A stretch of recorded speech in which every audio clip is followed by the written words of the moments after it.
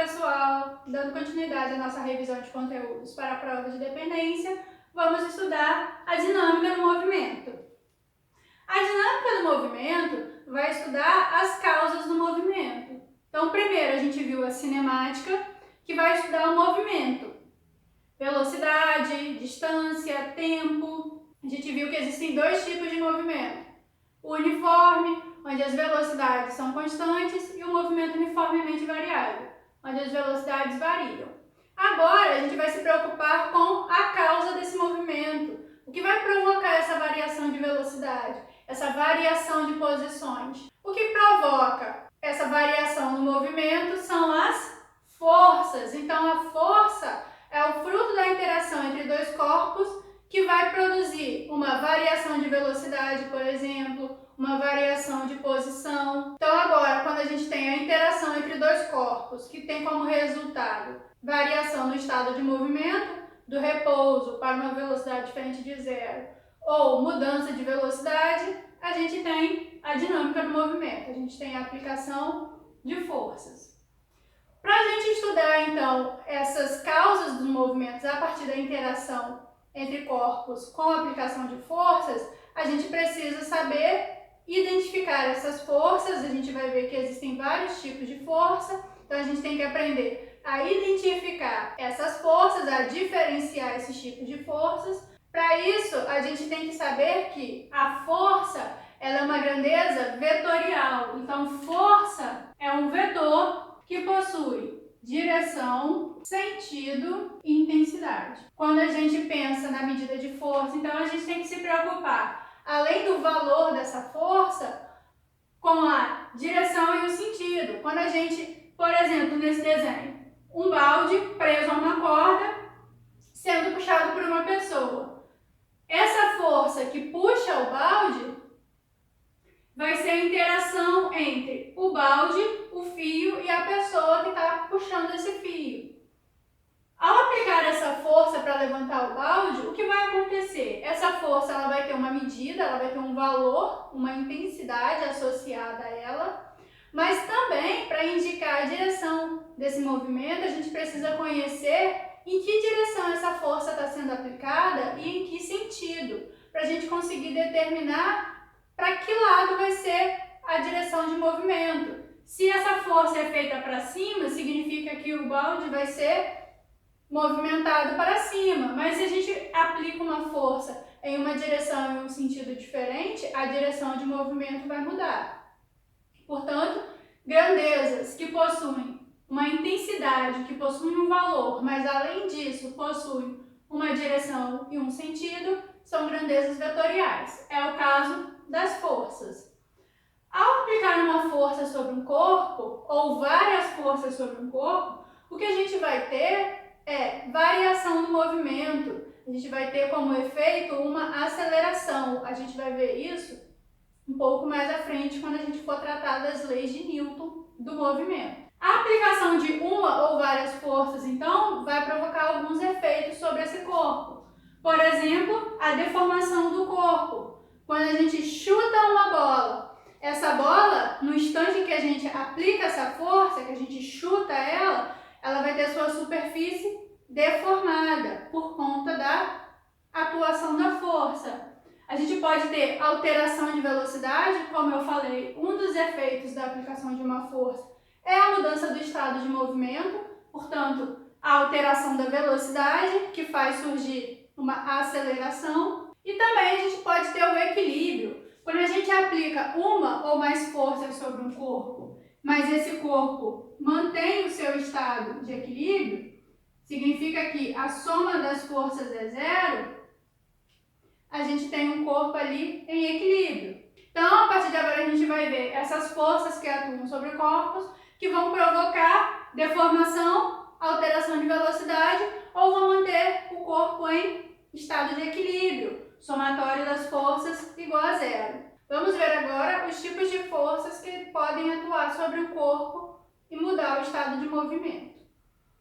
A primeira força que a gente vai ver é a força peso ou a força gravitacional.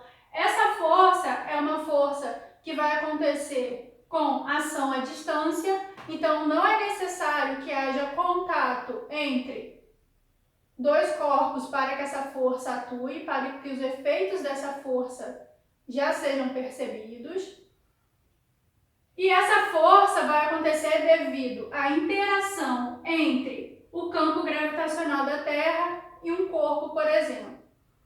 Então, corpos com massas muito grandes, eles vão fazer uma força de atração, atraindo objetos com massas menores para a sua superfície. É por isso que a gente não perde contato com a superfície da Terra. É por isso que quando um objeto ele é abandonado, quando a gente larga um objeto próximo à superfície da Terra, ele vai sofrer a ação de uma força de atração, puxando ele para baixo. Se eu solto essa caneta, ela não vai se movimentar para cima, ela vai se movimentar para baixo devido a essa força de atração que tem uma ação à distância, onde seus efeitos são percebidos, mesmo que não haja contato entre a caneta e a superfície da Terra, e ela então é atraída em direção ao Sol. Então, é uma força de atração, ó. A força-peso, então, sempre vai estar na vertical, apontando no sentido para baixo, atraindo corpos para a superfície da Terra. Essa força pode ser chamada de força-peso ou força gravitacional. Essa é a única força de ação à distância que a gente vai ver estudando os movimentos de corpos. As próximas forças são forças de contato. São forças onde precisa existir contato entre dois corpos para que elas existam. Essa força-peso ou força gravitacional vai atuar em qualquer corpo próximo à superfície da Terra. Então não importa a situação. Se o corpo está com uma velocidade zero, se ele está em estado de repouso, se ele está se movimentando, se ele está em queda, sempre vai existir força gravitacional. Esse corpo sempre vai estar sofrendo a interação do campo gravitacional da Terra. Forças de contato, então, só vão existir quando houver contato. Então, todas essas forças aqui, força de tração, escrevi errado, força de tração, força elástica, força normal, força de atrito, vão ser forças de contato. A primeira força, então, de contato que a gente vai ver é a força de tração. Essa força de tração vai existir quando houver interação entre uma corda, um fio e um corpo. Então, a força de tração está relacionada com um fio. Se um corpo é puxado por uma corda ou por um fio, existe força de tração. É a força do fio arrastando o objeto. Aqui, por exemplo, a gente tem uma pessoa puxando uma caixa que está presa a uma corda.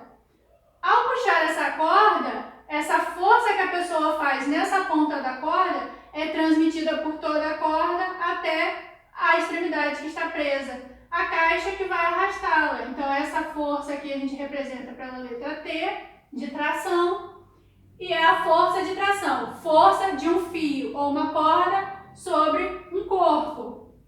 Sempre que a gente representa forças, a gente escreve a letra que representa essa força. Por exemplo, força-peso, a gente representa com a letra P, com uma setinha em cima. Isso aqui é para indicar que é um vetor, para indicar que é uma grandeza vetorial que possui intensidade, direção e sentido. Mesma coisa, força de tração. A gente representa pela letra T, de tração, com uma setinha em cima. Força elástica vai ser a interação com uma mola, com corpos elásticos. Então, nesse caso, uma pessoa puxando uma mola, fazendo uma força nessa mola. Se a pessoa faz uma força puxando essa mola, a mola vai fazer uma força para voltar ao seu comprimento original. É a força elástica. Força normal, força de contato entre um corpo e a superfície. Então, é uma força exercida por uma superfície. Se a gente tem uma caixa sobre uma mesa, a mesa está fazendo uma força para que essa caixa não caia. Então, ela está fazendo uma força que a gente chama de força normal. Vamos representar pela letra Fn, força normal. A força normal sempre vai fazer um ângulo de 90 graus com a superfície. Nesse caso, a superfície é a mesa. Então, faz um ângulo de 90 graus com a mesa, aponta para cima. Força de atrito vai existir quando houver movimento. Então, é a força que a superfície exerce resistindo ao movimento de um corpo. Então, sempre que houver movimento de um corpo, a força de atrito ela vai resistir a esse movimento. O contato entre o corpo e a superfície vai fazer surgir uma força de resistência a esse movimento, a essa variação de velocidade.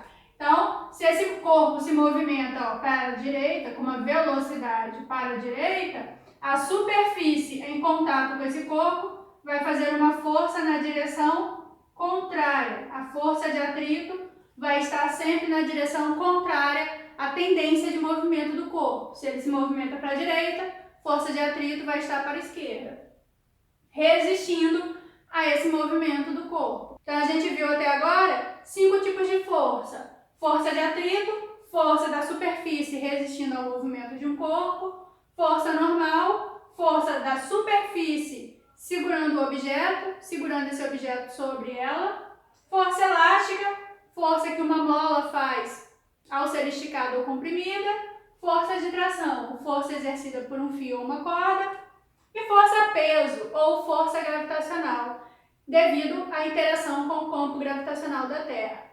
Essas forças aqui, elas podem atuar sobre um corpo sozinhas ou várias delas podem atuar ao mesmo tempo sobre esse mesmo corpo.